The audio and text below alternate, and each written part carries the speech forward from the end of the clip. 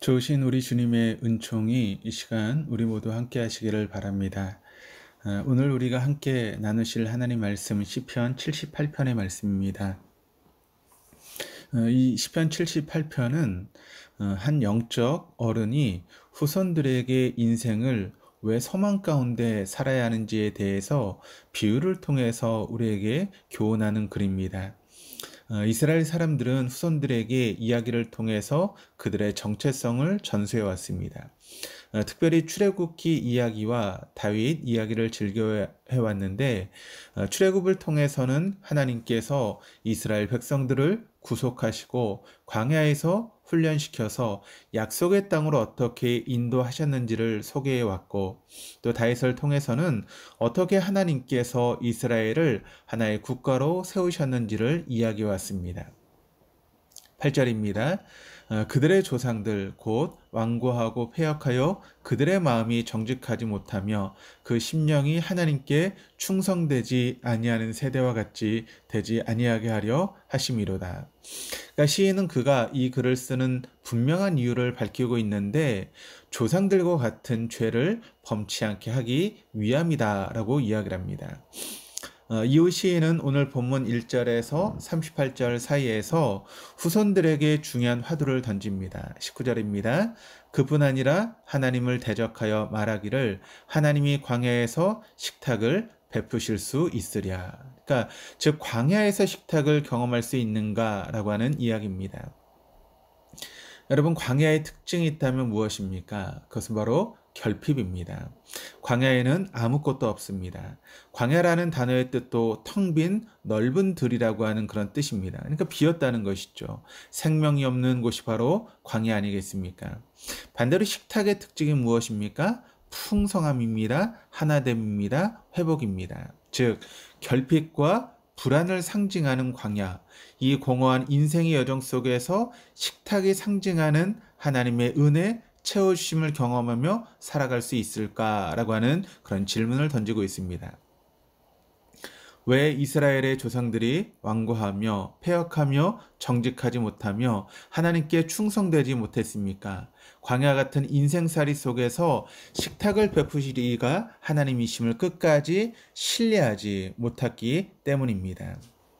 사실 광야 같은 인생에서 식탁을 베푸신 하나님을 경험할 수 있을까라고 하는 질문은 매번 우리가 하는 질문과 별반 다르지 않습니다. 불안합니다. 하나님, 저를 좀 도와주세요.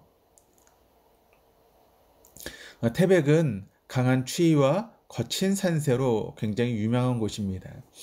그 거친 땅에 하나님의 식탁이 마련되어 있습니다. 바로 예수원입니다.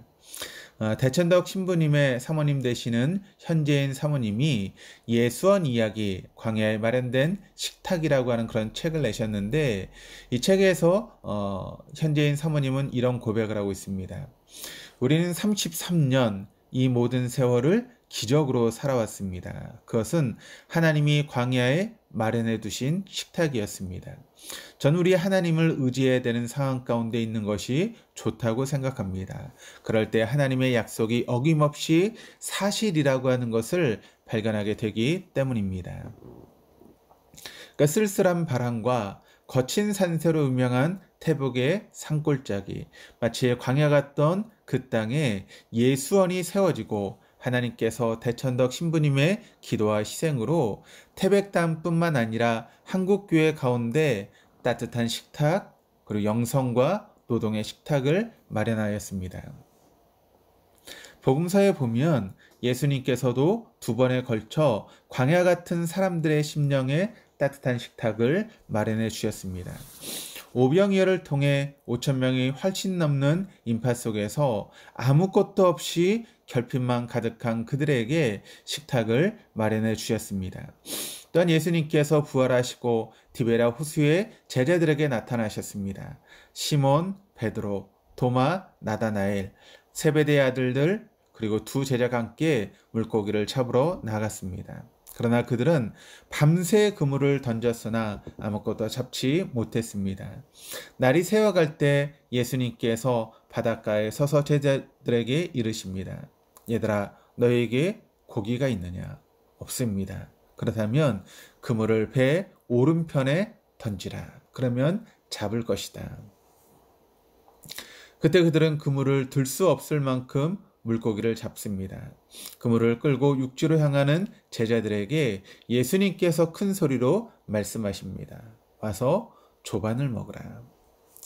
광야와 같은 결핍의 바다에서 예수님께서는 식탁을 마련하셨습니다. 그리고 부르십니다. 와서 조반을 먹으라고.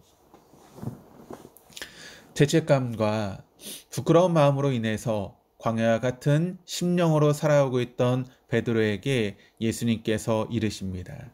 요한의 아들 시몬아, 내가 이 사람들보다 나를 더 사랑하느냐? 내 양을 먹이라. 오늘 본문 20절에 보면 보라 그가 반석을 쳐서 물을 내시니 시내가 넘쳤으나 그가 능히 떡을 주시며 자기 백성을 위하여 고기도 예비하시랴 하였도다. 하나님께서는 이스라엘 백성이 약속의 땅으로 향해 광야를 가는 동안 식탁을 베푸셨습니다. 왜 광야에서 하나님께서는 우리의 고집과 아집과 완고하고 패역함에도 불구하고 우리에게 식탁을 베푸셨을까요? 왜 하나님께서는 배반한 제자들에게 찾아가셔서 손수 조반을 만들어 주셨을까요? 왜 하나님께서는 자신의 눈을 바라보면서 3번이나 부인한 베드로에게 나를 사랑하냐라고 물으시고 내 양을 먹이라 식탁을 베풀라고 명령하셨을까요? 35절을 함께 읽겠습니다. 하나님이 그들의 반석이시며 지존하신 하나님이 그들의 구속자이심을 기억하였도다. 38절도 이어서 읽겠습니다. 오직 하나님은 긍휼하심으로 죄악을 덮어주시어 멸망시키지 아니하시고 그의 진노를 여러 번 돌이키시며 그의 모든 분을 다 쏟아내지 아니하셨으니.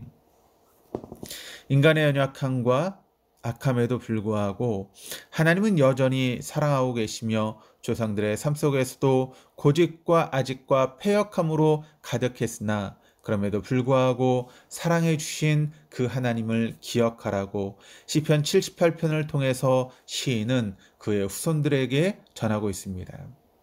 하나님의 사랑은, 하나님의 긍휼은 우리의 악함, 아집, 패역함보다 더 크십니다.